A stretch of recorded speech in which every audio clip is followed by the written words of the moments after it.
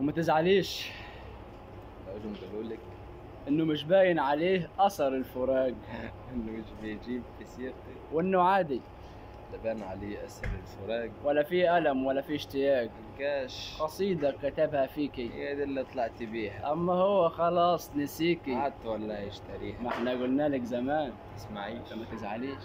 ثم هو ما كانش نجو، كانش نجاوة يعني، كان بيتأخر عليكي بالساعات، كان مفلس. شكله يعني ما كانش هو. كل اصحابك عبوه، اهو غرف داهية، بكرة يركع تحت رجلك. سيد ابوه بس يمكن كان حنين حبتين، حبتين، كان برضه بيسخف عليكي. كنت فين ورايحة فين وجاية فين، بس برضه كان ثقيل. كانش بيقدر ظروف، كم مرة قلتي مستحيل. وصر برضه انه يشوف. وما تزعليش من قساوة الدنيا وعنادها التقيل، انا كنت فاكر نفسي اقوى من النصيب، وكنت بتمصمص على اللي ما كملوش. مين كان يقول ان النهاية تكون أشوش.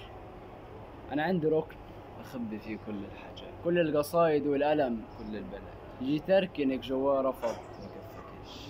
ونجم قالولك إنه مش باين عليه أثر الفراق. تصدقيش، ما أنا أصلي طبعي جعود، انا بس طبعي جعان. بكتم جوا مني.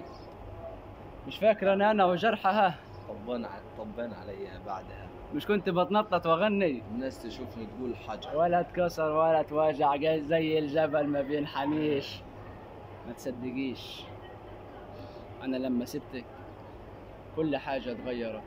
ريحة الدكاكين الجديدة، رحت الشوارع والبيوت كأني ببدأ من جديد رحلة حياتي. أو موت. حسيت كأني نهيت حياتي خنقتها. كنت متخانق معاكي وقتها، ما كنتش أقصد أقول لك امشي ما ترجعيش، بس انت كنت صغيرة ما فهمتنيش.